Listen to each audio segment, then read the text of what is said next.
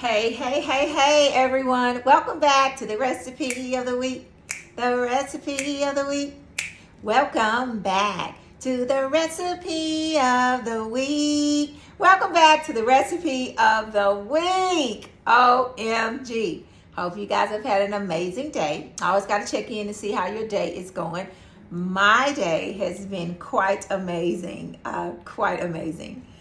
I want to get right into this recipe of the week. Let's talk about rejection and how ugly the spirit of rejection is. Rejection can often sometimes make you feel so unworthy, worthless, like you're not lovable, like you're just ugly. Different situations as relationships, even from a parent, rejection from a parent, rejection from a job, rejection when you're going up to get a promotion, you didn't quite get the promotion that time, and maybe it wasn't that your time, and it makes you feel like, wow, I wasn't good enough. Everybody has gone through a form of rejection, and it is ugly. Sometimes it makes you feel not so valued, not so the bomb, but I have learned over the years, honey, regardless of the matter, you've got to think of yourself as I do.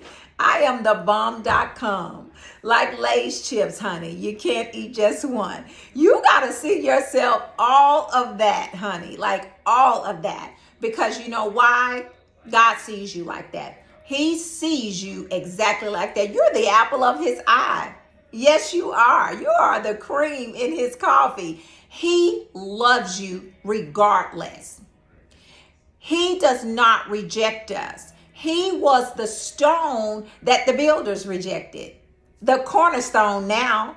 He's the cornerstone, our cornerstone. He's our savior. He's our life. He's our hope. He's our peace. He is our joy. He says that you are fearfully and wonderfully made. He says that you're the head and not the tail. He says that you're above and never beneath. He says that you're the lender and not the borrower.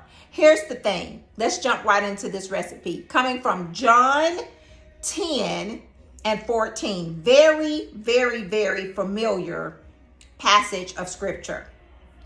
And I'll be reading from the New Living Translation. Excuse me. So the word says, the word of the Lord reads, the thief's purpose is to steal and kill and destroy. But here's the good part. My purpose is to give them a rich and satisfying life. Another version says, I come that you have life and life more abundantly. That doesn't sound like rejection to me. That sounds like he's setting us up, letting us know, hey, the thief will come. His goal is to come, to kill, steal, and destroy. But I come as your savior to grant you and give you life and life more abundantly. Verse 11. Now listen really good to this. Verse 11. I am the good shepherd. The good shepherd sacrifices his life for the sheep. Hallelujah. He sacrificed his life for us, the sheep. Verse 12. A hired hand will run when he sees a wolf coming. Basically what this scripture is saying, when rejection comes in, it leaves you just out there.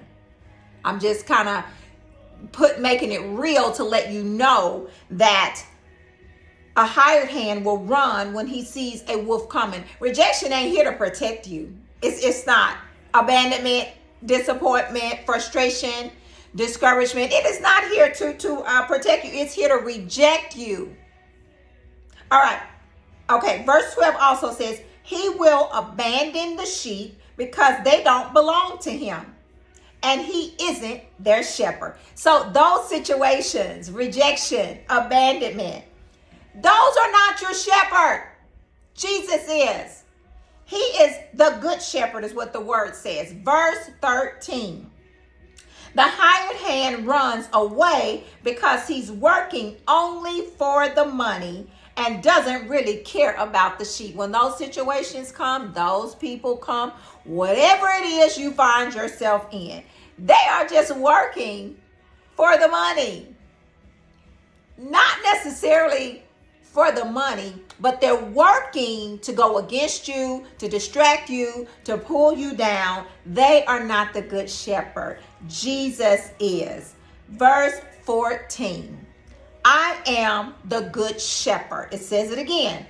I know my own sheep. He knows us. He knows us. I know my own sheep and they know me. We know that he is not frustration. That's the enemy. We know he's not rejection. He's protection. He's covering. We know that he's not the thief.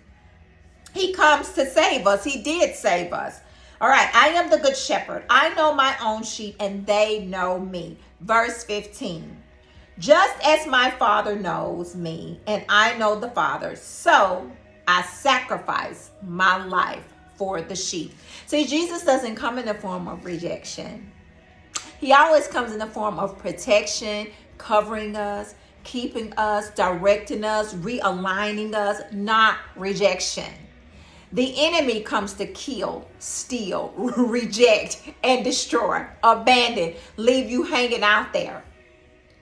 But the Lord, Jesus Christ, our Savior, comes that we have life and life more abundantly. Everybody goes through a form of rejection and it does not feel well. But you got to remember who Jesus is to you. What did he say in his word about you? Might I remind you, you're the head and not the tail. You're the lender and not the borrower. You are the apple of his eye. And he said and proclaimed that you are fearfully and wonderfully made. That does not sound like rejection to me. So all my rejected people out there, you're feeling rejected. You're feeling abandoned.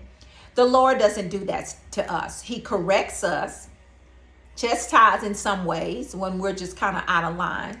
But that's not rejection. That's protection. He wants what's best for us. So I just admonish you to grab a hold to what the Lord says about you. What is he saying about you when you read your word? What is he saying about you when you're in your prayer time?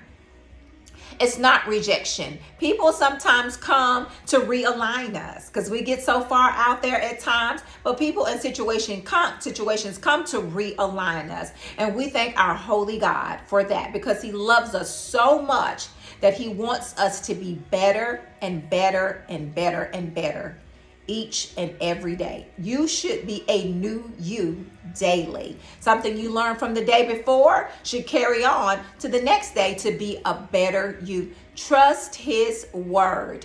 Trust that you can do all things through Christ that strengthens you. Trust that many are the afflictions of the righteous, but the word says he's going to bring you out of all of it. So my prayer on today is, Father, we thank you. We thank you that many are the afflictions of the righteous, but the affliction of abandonment or rejection, Father, we thank you that the word says that you will bring us out of it all. Not some of the situations, not some of the rejection, not some of the abandonment, but Father, you will bring us out of it all. And we honor you and we thank you for that. Lord, my favorite scripture, Lord, continue to create in us clean and pure hearts. Lord, even when people and situations reject us, please don't let us harbor that in our hearts, oh God. We will not walk in offense. We will not walk in bitterness. We will not walk in unforgiveness. Father, we thank you and we honor you and bless your people. And Lord, just wrap your loving arms around the ones that are feeling that sense of rejection in this very hour. Father, I know you can do it. You did it for me and you are no respecter person. You will do it for the ones who are crying out for help at this moment. Father, you said in your word, what I remember in your word about the Old Testament was the people were doing some of everything, but the word says, but when the people cried out. So Father, on today, we cry out to you for help in whatever area we need it in our lives, knowing that you will come through for us. We love and we honor you in Jesus' name. Amen. Remember, you are the apple of his eye. He doesn't come to kill, steal, and destroy. He came to love you. He saved us. You are the righteousness of God. You guys have an amazing, amazing week. And thank you for coming back to listen to the recipe of the week. Love you, but most of all, God loves you more.